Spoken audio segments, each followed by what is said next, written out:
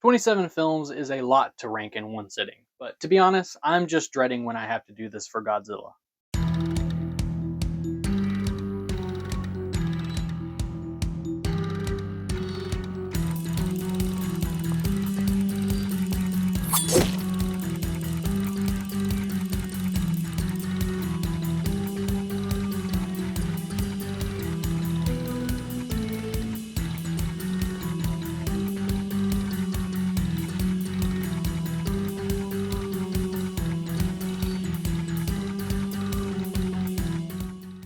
My name's Nicholas C. Gear. Welcome to Gear Up Productions, and this is the final episode of Jamesuary. Today we are ranking all 27 Bond films, both the unofficial films, Casino Royale 67 and Never Say Never Again, and of course the 25 Eon Production official Bond films themselves. I decided not to include Casino Royale 54 as it's not really a movie, it's a television episode, it's barely an hour long. Though if you did want to know where I would place it, it's basically in the bottom three for the most part. This probably shouldn't go without saying, but this is my own personal list of everything that I love, everything that I hate, everything right there in the middle. I hope that if we agree, we'll have a good time and discussion. If not, we can agree to disagree on certain things, but overall, that's just how it goes when you're ranking these films, and I'd love to see how you rank them. Even though I'm doing a traditional ranking, I actually put a link in the description to the tier list that I made for this if you wanted to rank your version of the films differently or do it in a much easier order, but I definitely would love to see it. There's not really much to say. This is the last episode of the month. I'm super excited, and without further ado, let's just get straight into the ranking itself. Coming in at the bottom of this gun barrel has to be number 27, Die Another Day. I don't even know where to begin every time I have to think about this film, let alone picture myself watching it ever again. This is a film that's supposed to celebrate 40 years of Bond, but yet I feel like they take what is supposed to be such a fun and entertaining film and they shove it through this sort of 2000s superhero epic blockbuster. Many of the criticisms in this movie has to be that of the product placement, overuse of CGI, overacting with every single character being over the top, extremely weird and different circumstances that just don't make any sense. Everything is all wrapped up in this plot about a North Korean who does an entire facelift in order to become some British white guy in order to achieve his goals, which makes no sense by the end of the day when he could have achieved it without having to do all that. It's a movie that feels like the director and everyone involved just wanted to do a bunch of stuff, but not really have actually anything to say about the legacy, the franchise, the performances. And I didn't mention this that much in my rank review for the film.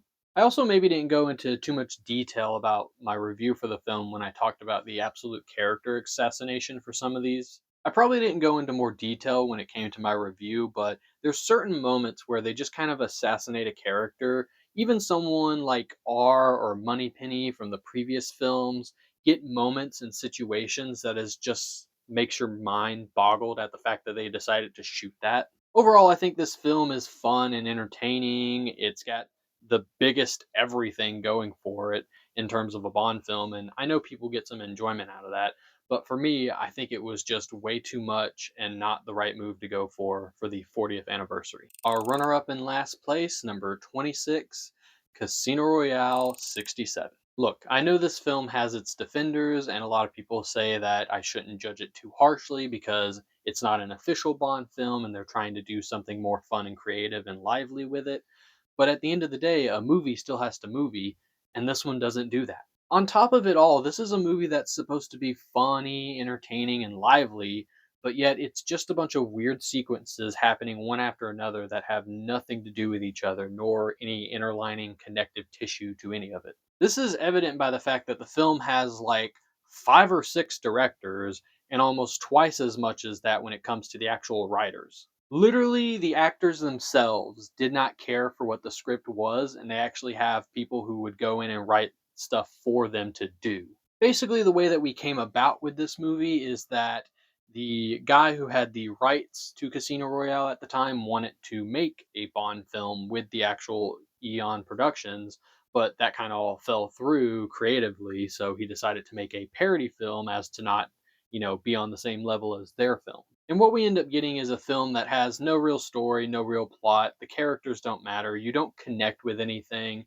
Even the jokes that are here, you barely get a chuckle out of them, even the ones that are good. It's a film that no one talks about, no one even thinks about, no one really discusses it. It only really has a few fans out there, and those that do, I salute you, but I simply think it's just the bottom of the barrel when it comes to these unofficial Bond films. At number 25, I have Moonraker, a movie that decides to take Bond all the way up to space in order to capitalize on science fiction and everything NASA was doing at the time. Quite literally, the film after The Spy Who Loved Me was supposed to be for your eyes only, but the producers literally wanted to go and make a space film in order to capitalize on the Star Wars hype. This is a movie that absolutely looks breathtaking and beautiful, and they put so much work into it, just like all of the previous Bonds.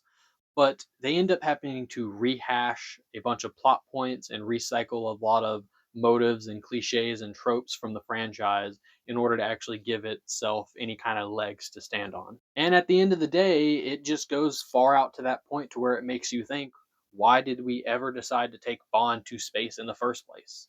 It's two genres that just do not mix.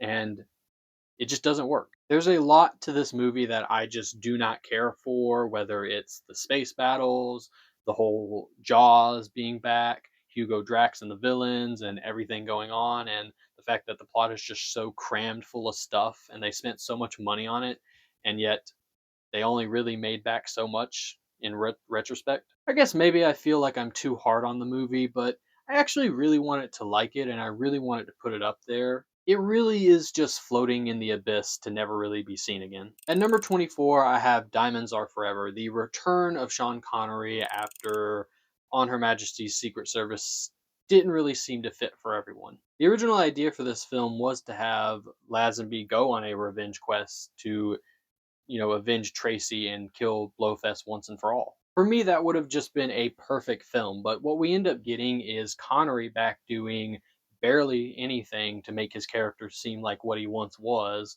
Instead of carrying on from what made Majesty's Secret Service so great, we get a film that decides to be one of the more silly, goofiest, wacky films that just throws stuff at the screen to make you say, this is a movie where the acting across the board is not great. Connery is simply here for his paycheck.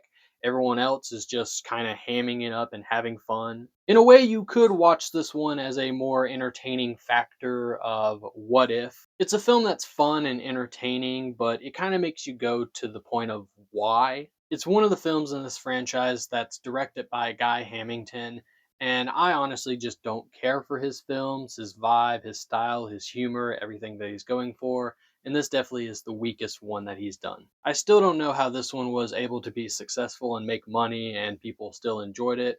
I think it was just a massive dip in quality after the last one. Number 23 sees a dip into the Craig era with Quantum of Solace, being a film that kind of just doesn't know what to do with everything that it wants to tell. This is a film that wants to carry on the emotional beat and the drama literally right after Casino Royale with Bond's character, but also tie in some cool relevance with what's going on in the world and everything to do with oil and the Middle East.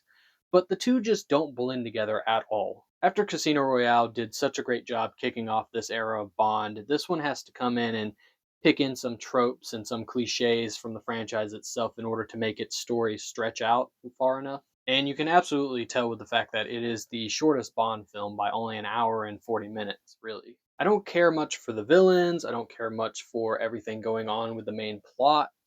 Nothing really connects to the beginning and the end, or actually feels like a satisfying conclusion from the last film. It also doesn't help that the action in this one is one of the worst in the franchise. I literally have to close my eyes in order to watch this movie half the time. I appreciate that they want to take things seriously and continue that gritty, dark, depressing Bond from the last one, but I think they kind of missed the mark with trying to make Quantum this whole big thing when clearly they just don't have the rights to Spectre. It's one of the films in this franchise that you could literally skip and not miss anything from this era of Bond, and that is kind of sad. At number 22, The Man with the Golden Gun, a film that should be so high up there based on the idea of Christopher Lee going against Roger Moore, assassin versus secret agent, Imano Imano, yin and yang, and yet it falls short of everything that it could be. At the time when this film was released, it was both commercially and critically unsuccessful,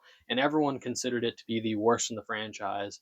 And while it still has some merit to it more than people will give it still kind of lives up to that reputation. This is a film where they focus more on gags, jokes, humor, cool action set pieces that are just silly and out there over actually making a decent, compelling story with these two badasses going up against each other. It has a great villain, it has an epic ending to their confrontation, but everything in the middle that you have to sit through is almost unbearable, especially when it comes to like our main love interests. It's also kind of sad because this movie feels like one of the cheapest in the franchise, as they're having to stay in like one location and just kind of shoot things around there. And I'm glad that the next film from it would be one that would decide to take Bond to new heights. This film may have an iconic, powerful weapon, but it really packs more of a punch like a pea shooter. Number 21, Spectre, a film that sees Daniel Craig trying to live up to those old famous heights of what would Roger Moore do.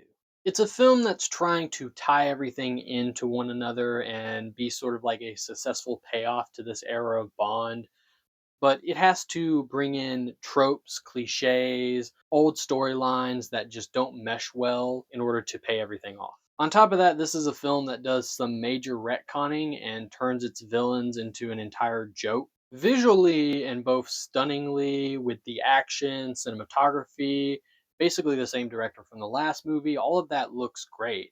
The story here to tie everything into one another is just very lacking. Did I say lacking? More the fact that they just wanted to shove everything in, all the iconicness of Bond into one film, and it just becomes way too much for even you to have to sit through. It's a better made movie than some of the films that are above it, but I think overall it's a movie that story and plot just doesn't work for me as entertaining as it is. So I gotta put it just under the top 20. In the 20th spot, I have Never Say Never Again, Sean Connery's actual final role as Bond. And for the most part, it is a fun, entertaining romp that doesn't really have much to say other than Bond looks great. This is a film that tries to bring in some of the heydays of the old Bond films while connecting it to some of the more modern filmmaking of the time in the mid 80s, and I don't really think it blends all too well. When it comes to the entire Thunderball story and everything that went on behind the scenes with both Ian Fleming and Kevin McCrory, it's basically just a gigantic convoluted mess that people wanted to try and tell this story so faithfully, and I don't think it worked out for this one. For some people, this is their preferred version of Thunderball, and I think I can kind of understand it as it's more slick, more focused, gets straight to the point, but I think it kind of loses itself in how great it could be with the fact that it's a more scaled down remake of what the original film was going for.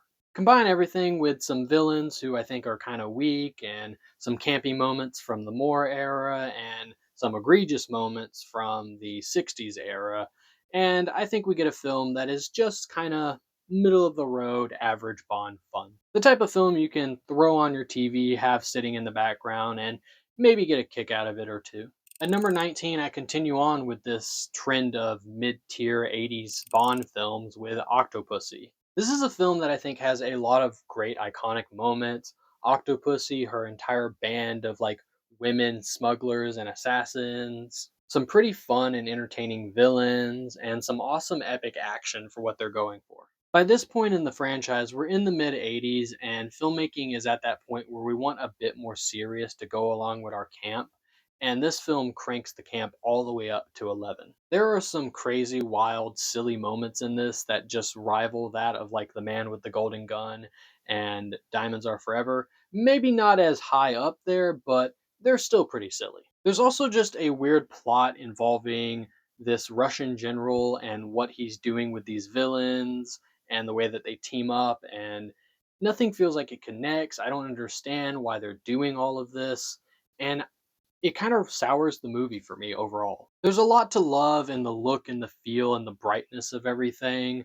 I think the movie just falls short of actually being something that you'd want to stick around and watch for 2 hours. At 18, I have A View to a Kill. Somewhere along the lines, this and Octopussy are kind of at the same level, but this one is a little less campy and silly by nature. For Roger Moore's final outing as Bond, I think they found a way to take things just a little bit more serious, only like that much, and give us something that is a bit more memorable. The villains here, I think, are some of the more fun and up there and entertaining. You literally have Christopher Walken's just doing his thing, and Mayday is definitely memorable. This one still suffers from the fact that the villain's plot and what they're trying to do with gaining more money in the capitalist system is just kind of stupid at the end of the day. It feels like it's supposed to have this driving factor connecting with Soviet Russia and the KGB, but overall, it feels like they're kind of fading out and losing that momentum at this point in the decade.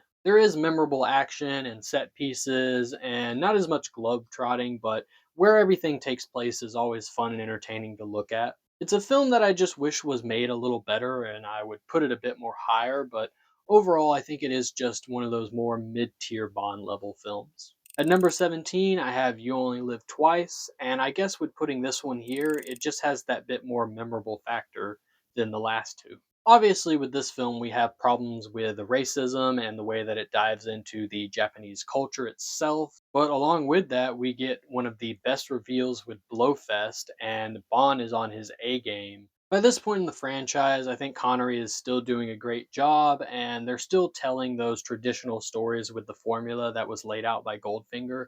And this one lives up to that for the most part. I think this one is also a bit higher just because I simply love all of the cool, awesome Toho stuff that is brought into this. It also just feels like one of those classic Bond films, but just on a bit of a smaller level with taking place in one country. There's not too much to say about this one that you couldn't say about other Bond films, and the plot is very straightforward and simple, has enough tension to get you through it, and for the most part, I think it is mostly worth a watch. Number 16 and 15 are kind of like right there in that middle spot for me. I could probably flip flop each day depending on what mood I'm in, but with number 16, I have Tomorrow Never Dies, the second Pierce Brosnan Bond movie. This movie I will give props for being one of the more epic, action packed spectacle films in this franchise. One that you can just kind of look at and go, whoa, wow, whoa. You have one of the best female leads here alongside Bond with Michelle Yeoh, and the story that they're tied up and wrapped around in is a fun adventure to go on. Along with that, I absolutely love the gadgets in this movie, can't get enough of it. And Pierce and everyone involved just feels like they're stepping up their A game and really putting their all into it. Where this movie loses it for me is that, unlike Goldeneye, this one kind of loses itself and becomes more of just a typical action blockbuster with not much to say. I also don't care for the main villain and his plan and what he's trying to do. I think it's just overly stupid and convoluted. There's no way that controlling the media would cause World War III, at least completely to the extent that this one goes into.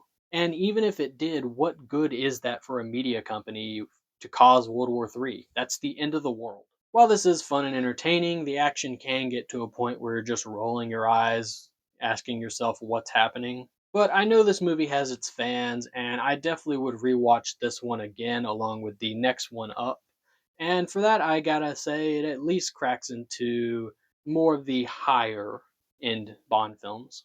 Right above that, the third Pierce Brosnan movie, The World Is Not Enough. This movie, I think I have some of the similar problems with Tomorrow Never Dies in terms of the plot and the villains and its overdramaticness. But at the same time, I like that this is a movie that tries to push the boundaries a bit. In my review, I didn't speak much about M, but in this movie, they try and focus on her and Bond and their past missions and things that go wrong in order to fuel the story itself. It kind of shows what these films really could be if they just took themselves more seriously and just delved into more of that emotional storytelling. I also think the villains, while not being the best, the twists and the turns that they have and the way that they're presented and portrayed are just a lot of fun and entertaining and much more of a step up from the last film, in my opinion. Pierce, of course, is still bringing his A game. You can never knock this guy for being the best Bond actor, and I say that with full chest. The action is almost at that same level of Tomorrow Never Dies, but I give it the leg up because it doesn't get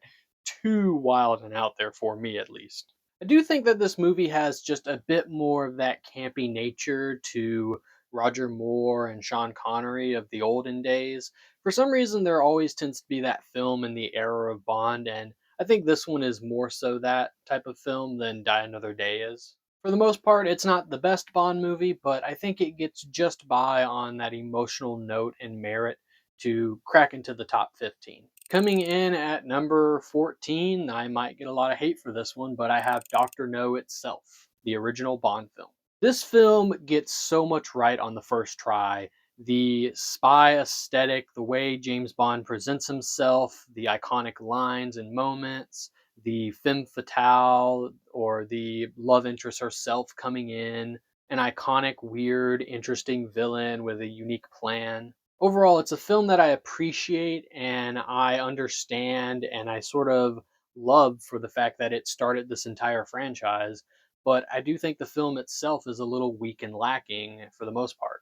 This was the lowest budget of any Bond movie. Nobody wanted to give Bond a chance or a day in the light, and this film did eventually show people that he's successful both commercially, but critically, this film didn't do that well.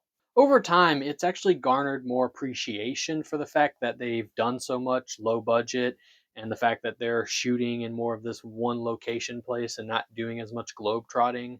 But for me, I think it's just super slow with the pacing and it needs to do a lot more to keep me entertained. This movie feels like the sort of antithesis of Bond on vacation and then stuff happens at the end. I get that they're building sets, making props, and sort of trying to bring everything together the best that they can, and everyone's putting in their full effort. I just can never put it all the way up there in my top 10. So for me, it has to go here. At number 13, some people may not like this, but I have No Time to Die. This is a movie that, for the most part, unlike Spectre, is a very satisfying conclusion to the Daniel Craig era.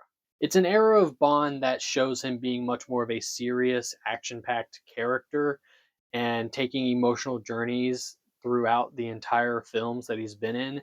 And this one tries to connect everything and tie it all in a nice little bow. And I think they achieve it for the most part. Obviously, because it's a movie that's tying up the history of four films, it is jam packed full of stuff from all of those previous films, tying up loose ends with characters from those last films.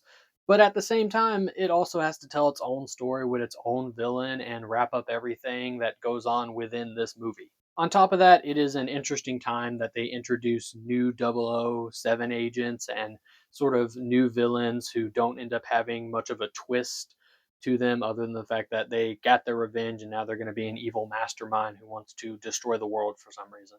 In terms of modern day filmmaking, it is obviously at its peak when it comes to this Bond franchise. Part of me kind of wanted to put Dr. No above it just because, well, Dr. No is a much more fun, entertaining film, I think, in the fact that where it all began. For me, I think I always got to go with characters and storytelling and just that emotional grit that this movie has in the end.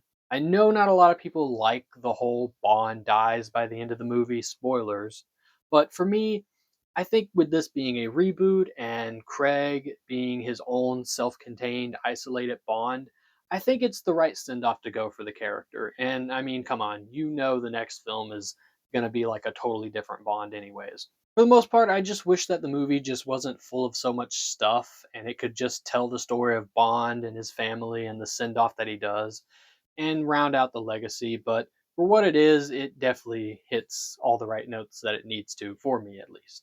Number 12 is Goldfinger. Like Dr. No, this is a movie that I think I've always appreciated for everything that it's done, more so than enjoying it as a film on its own. This movie is jam packed full of the best iconic moments. The car, the laser cutting scene, an iconic villain and his henchmen, all the cool, interesting globe trotting stuff.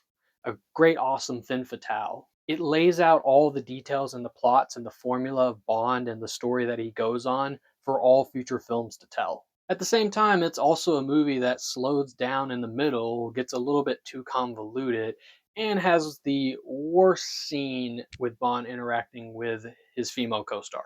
While the movie is definitely up there in all of these right ways, I think it's missing that factor of being a film that has a convincing plot and a way to tie everything in by the end.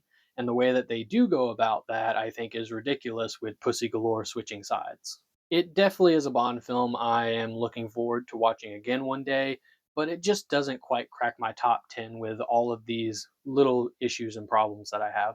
Number 11 is For Your Eyes Only, a film in the franchise that is actually really good, but for the most part, kind of forgettable. I know people probably aren't going to agree with the fact that I put this one so high, but I think the way that they capture a bit more darkness, a bit more of a deeper story with those revenge themes kind of ties everything together for the Roger Moore era. I enjoy the story that we're going with, going back to basics after Moonraker, just telling a simple spy espionage thriller with just the right amount of action to make everything click.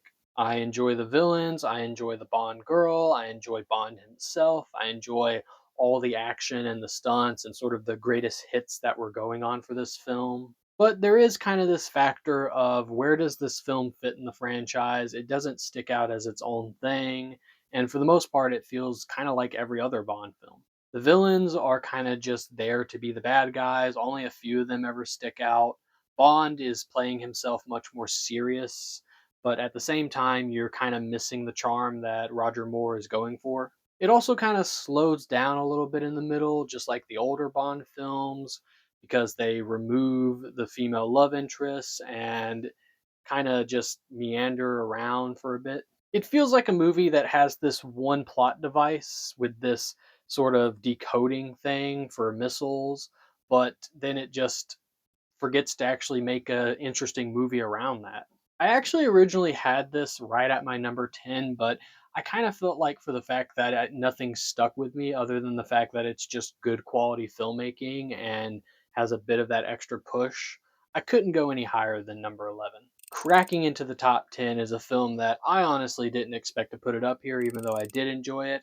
Live and Let Die. For this film to be the start of Roger Moore's era as Bond, it kicks everything into high gear automatically. Voodooism, tallow cards, New Orleans culture, black exploitation, all wrapped up into a Bond film makes for an exciting adventure that none of these films have ever done before. This is one of those films that also just gets the action down right. There's never a dull moment with the fact of every single moment that they have and every set piece that they build upon just elevates it even more. You have villains that either look memorable and do memorable things, or all the way up to the top with Dr. Kamanga himself is just one of the best in my opinions. The love interest is pretty solid, and I think she works well with Bond. And I like seeing Bond travel to these different places within this sort of subsetting culture and theme that we have going for the film. Obviously, a couple things that set this movie back for me is Sheriff Pepper and everything that he does in this franchise. I didn't even mention him in The Man with the Golden Gun, but it just sucks to have him ruin both of these movies. I also think that with the plot involving drugs and kingpins and the sort of honky stereotype jive stuff that we have going for the black exploitation side of stuff can be a little bit hit or miss when it comes to this era in cinema. But there's just something about this movie that's very memorable and kind of feels like a fresher breath air for the franchise. And for the most part, I'm here for the ride all the way. At number 9 seems to be a film that absolutely no one agrees with me on, but I have Thunderball. This seems to be a movie that most fans and most of the people who made the film don't really actually like how it turned out.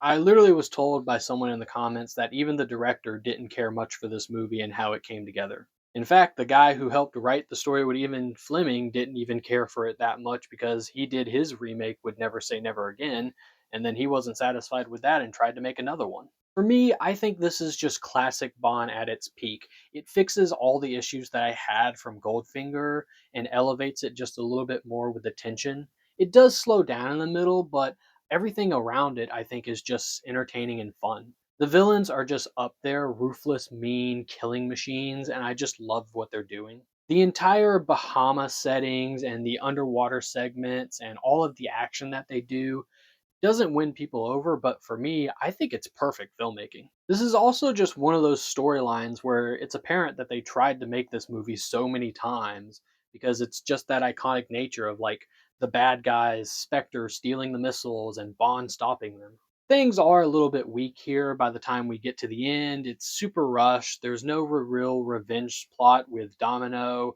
and it does really suck. Both versions of the storyline never really feel like they get there, and the tension, for the most part, with these nuclear weapons, I don't think ever really lives up to as heart racing and pounding as it could be. But at the end of the day, I love the gadgets, I love the spying, I love all of the cool action that they do, I love the way all the characters work within this universe, and for me, I just have to put it at this part of the list. And number 8, I have The Living Daylights. I said this in my review, but this feels like classic spy genre on its top tier level that it ever could be. The action, the stunts, the cinematography, everything that they do with the entire story and the plot going forward to me just hits all those right notes. It's the traditional Bond formula, but it kind of finds a way to circumvent itself a little with the villains being one step ahead and Bond needing to go up and try and stop them and figure out what's going on. On top of that, I love the love interest we get here, and the Bond actor is my favorite actor out of all of them.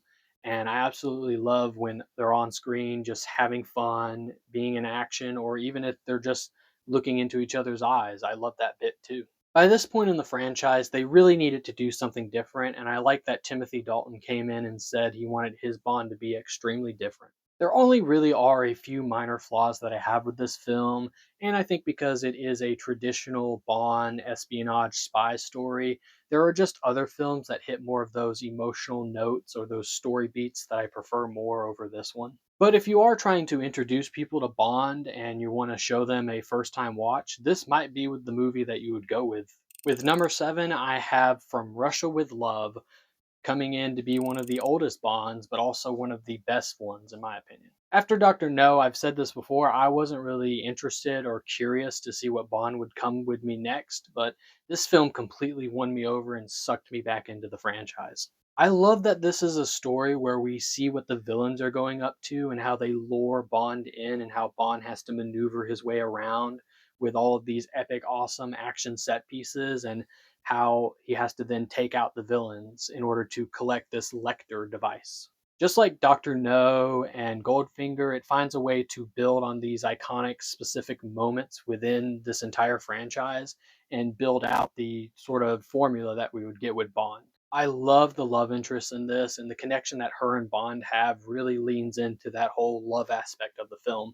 Whenever they're on screen together, they feel like they might actually be a real couple for the most part. This is also the film that introduced Spectre into the franchise, and they set it up perfectly with like the femme fatale, the big buff muscle who's our white evil blonde Bond, and the smart guy who has the entire plan, and then the head of everything with Blofeld.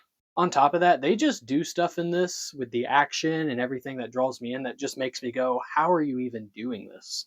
I can't stick it up any higher than this for the main fact that they're still trying to work out the franchise. It's still a little slow in the middle.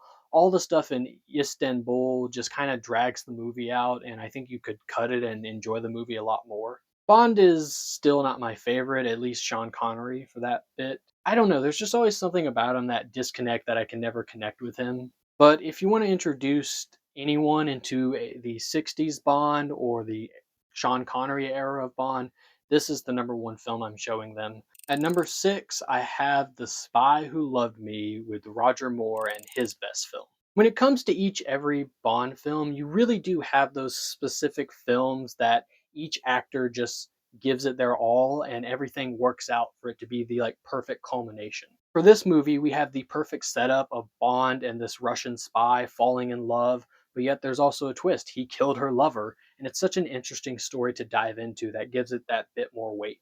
This is also one of the films that has the campy humor, but I actually enjoy it. It's a bit scaled back and only really pushed onto a few characters, and overall, I think it works with everyone involved. I think the villains and the entire production and everything that they have going for them with the sea and all of that, I really enjoy, and I think it's some of the best stuff in the franchise. You also just have a lot of cool, awesome gadgets and action scenes and moments that are just iconic for Roger Moore's Bond. After The Man with the Golden Gun did so poorly on every level, they needed a big giant win, and they packed the money into this one to really show that they were committed to making it stick. Some people, I think, get up in arms that this movie has nothing to do with the book, but in a way, they found a way to make a film that is almost timeless for the year that it came out in. Maybe it slows down a bit here and there, maybe it's a bit too campy with Jaws and his metal teeth, but for me, I think there's just something fun and entertaining about this one that sucks you in, and if I'm going to show anyone Roger Moore era Bond, it's definitely this film. Number 5, with the longest name in the franchise, On Her Majesty's Secret Service. This is a film that I fell in love with from start to finish. Everything it does is almost pinpoint perfect in my eyes. The only real negative that I can say is that it maybe slows down in the middle when Bond is in the mountain in disguise and it gets a little goofy, but everything else is like top tier Bond. The villains here are a lot of fun. They're intimidating and they follow up from the last Blowfest that we've seen very well. And he has a few henchmen here that stick out and do things that are incredibly damaging to Bond. The action, the set pieces, the spectacle, everything is all cut together and shot in focus and just works perfectly. The director used to edit these films and it clearly shows that he deserves this type of movie. I absolutely love George Lazenby in this role. Even though this was one of his first times playing in a real movie, he perfectly captures what I think Bond should be. I said this in my actor ranking, but I didn't understand the appeal for the character at all until I saw George Lazenby in that role. He gets the emotion down just right, but yet at the same time, he has that correct charm and charisma, just like Connery did. This is a movie where he is having a story that is so personal and near to who he is as a character, and it sets up this universe and everything changing for him altogether. Of course, his yin and yang, Tracy Bond, is one of those iconic female love interests. She's this character with these interesting issues that she has in her life, but yet the two just fit together perfectly like a glove. They find a way to just make her kind, sweet, and emotionally dense. While the main plot in the story that we have with the villain's mind controlling women isn't all that interesting, it's enough of a serviceable plot, I think, to tell the story that it needs to for the actual deep stuff that happens between Bond and Tracy. It's a film that by the end you actually feel something, and that's exactly what the director was trying to go for. They're trying to make a more serious, realistic Bond with a new actor for a new era. And it's sad that this is the only time that it got the shine. So for me, it definitely goes up in the top 5. At number 4, this might seem a little low, but I have Skyfall. Pretty much everything I just said about the lad entry is doubled down by how deep and emotionally resonant this film is. It's a simple story of a villain trying to get revenge on what M did to him in the past, but they're able to make everything connect between her, Bond, and Salva so deeply. The action is stylized and in shot and in focused and on point that I love it so much for all the interesting things that they do, John Wick style. Bond here goes through a journey where he has to build himself up and get back to that double O status, and I absolutely love that while diving into his history of what Skyfall actually is. I also didn't mention this in my review, but M in this has a story where it kind of feels like we're sending out the actress that played her on such a high note. When you think about it, she played the character just as long as Roger Moore played Bond. The villain here is so cool and interesting, and he has these little mannerisms, but you also feel sad for him for what happened to him. He also gives the heroes a run for their money and everything that he pulls them through and puts them through, and the way that he sets up his plan so meticulously. I also love that for the 50th anniversary, they found a way to perfectly tie everything back around to the original set of Bond films, and it would have been amazing to just end it all right there so perfectly. I guess the only real negative that I probably could have given it, like before, is that it kind of slows down here and there in the middle. Maybe there are a few jokes that don't work, but it's perfect top tier filmmaking in this new modern era that Bond absolutely deserves. I think the reason why I put it here at this point in the franchise, or at least in this list, is because it's kind of a little too dark and sad. I don't see myself rewatching this one near as enough as the top 3 on this list, but yeah, Skyfall, number 4. At number 3, I have Pierce Brosnan's first film, Goldeneye. For me, this hits all the right notes, especially with Pierce himself as Bond. I mentioned this in my review, but he perfectly captures every Bond, even Daniel Craig, before he even happened. I think the love interests and the villains are fun and the way it all ties into Bond. I think there's just this perfect little story that encapsulates all of the fun, comedic, charming stuff, but also the deep, serious stuff of Timothy Dalton's Bond. The action is just top tier and up there. There's memorable sets and chases and moments that stick out to you with Pierce really giving into all the stunts. It's also just that right mix and balance. It's able to find this story about going and getting this golden eye device and Bond learning to feel where he fits in the world and who he really is and going up against someone that used to be a friend. Maybe Skyfall is a better film overall, but this one for me finds the right way to throw in a bit of that emotional, you know, oomph by the end of the film while also just being fun and entertaining and lively. And I love that perfect mix. Everyone is bringing their A game. Everything looks amazing. And yeah, I mean, GoldenEye is still one of the best, and you can't tell me otherwise. My runner up with the silver, License to Kill. Maybe I'm a bit more biased with this film since I always appreciate a good revenge, emotional, dramatic story, but this is just the perfect film for me, and this is absolutely one Bond film I'm always going to go in and just grab to watch.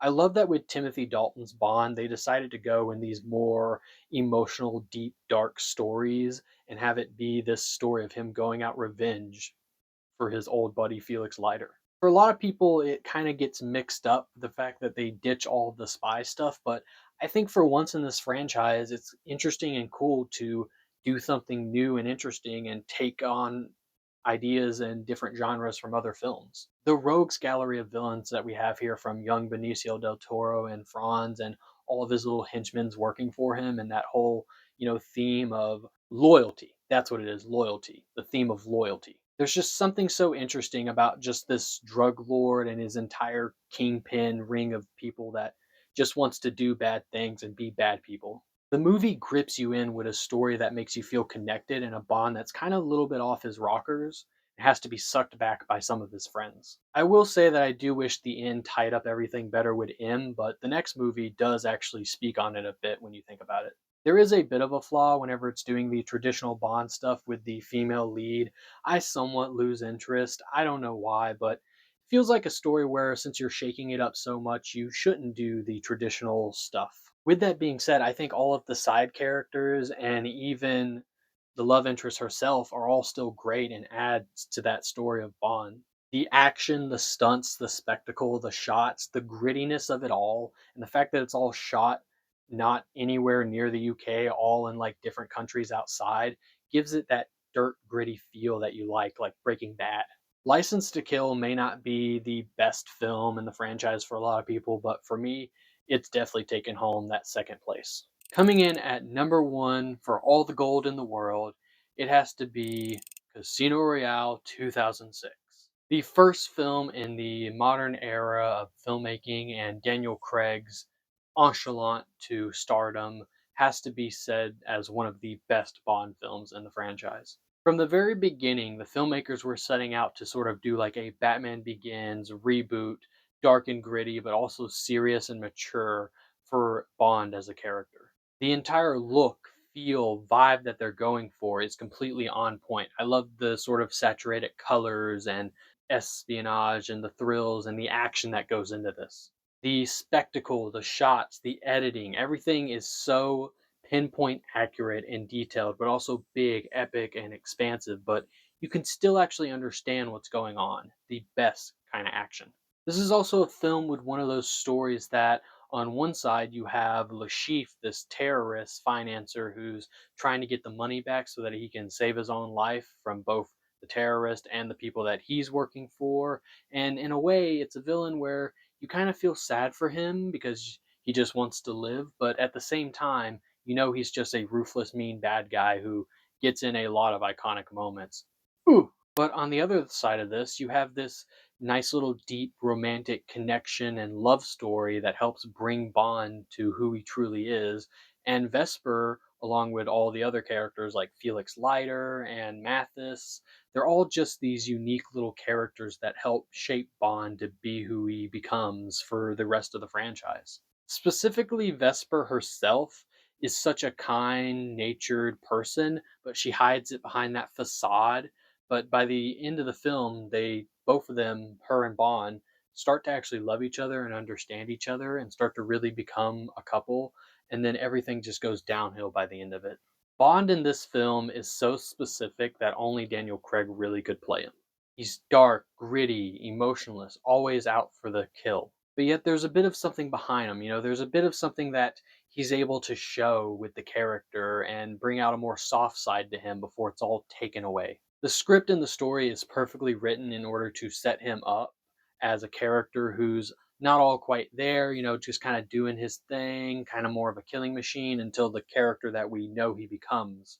From the very beginning, with that opening title sequence, all the way to the end where he actually says his name, you understand that this film is breaking everything down and sort of understanding that he doesn't quite have the martini right. He doesn't quite have, this mannerism. He's quick to action, but by the end of it, he slowly but surely, through pain and loss, becomes the Bond that we know. It's one of those things that impacts the franchise so well.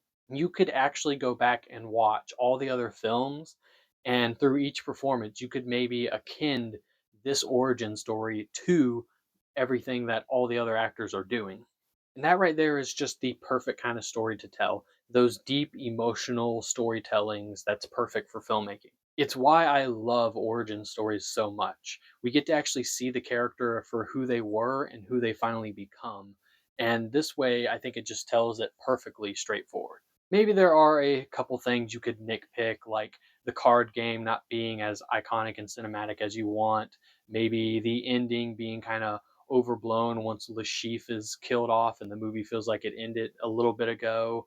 Or maybe even the fact that they, quietly wrap everything up through just some lines of dialogue. But truly, it is the little details that fully count for everything going in. All those little nitpicks that I just spoke all really help to actually add to the fact of the story that they're trying to tell overall. There's honestly no other way that it could be said other than the fact that this is the original story from Ian Fleming. It's the origins of Bond, and it's all wrapped up perfectly into this nice little bow for everybody to enjoy. Whether you're the biggest Bond fan or someone who's never even heard of the franchise, you put this movie on and they will be automatically sucked in and wanting more. While the top 5 and even the top 7 films are the Bond films that I'm always going to return to, this right here is my number one favorite Bond film, and I do truly think that everything that I just said makes it the best Bond film. If I'm ever in the mood for another Bond experience that I find also engaging with the story, good plot, good characters, good everything, all well-roundedness, some funness, some adventurous humor, and some funny little quips and moments, this is the one I'm going to go to, and this is definitely the film that I recommend for everyone to go see. That is it, all 27 Bond films ranked, this video over, and this month of Jamesuary completely done. I gotta say, this month has been wild for my channel. I've pushed myself and worked so hard to get all these videos out, and we've upgraded and built ourselves up with Gear Up Productions in such a way that I've never expected. I'm honestly shocked how well everything came together, and through the course of it all, I really learned to grow and love and appreciate this franchise for what it is. I wouldn't consider it the best franchise in the world, but it definitely gets the essential down for action spy thrillers, and it's been going for about 60 years, so you have to appreciate it where it comes from. There are just films in this franchise that are just that top tier of best films ever made, and along with that, I've learned to appreciate the actors, the sets, the crew, everyone involved, the women, the villains, the writing, what goes into making a perfect Bond film. And I gotta say, this is a franchise I definitely would love to revisit. At the end of it all, I'm super excited to see what Denis Villeneuve comes up with Bond 26 in 2028. All I can really say is stick around to the channel, because when that movie comes out, I'm definitely going to be there day one, and you'll definitely see a lot of updates to me and the channel. That is it. We have made it to the end of Jamesuary. Thank you so much for sticking around, not only to the end of this video, but for checking out so much of it. And if you haven't yet, make sure to click over on that playlist and check out some of my reviews and some of my other rankings. Make sure to like, comment, and subscribe. Hit that bell notification if you want to keep up with more stuff for Gear Up Productions. I have a lot more planned for the month of February and for the rest of the year as we dive deep into home media and physical media with this channel. Remember, I do have that playlist in the description if you want to do your own tier lists for these films instead of doing a traditional ranking like how I did. There's nothing really much else for me to say other than I'm going to keep working, I'm going to keep grinding, and I'm going to keep doing the best that I can, just like James Bond himself. And with that being said, I'll see you all next time. Gear up and gear out.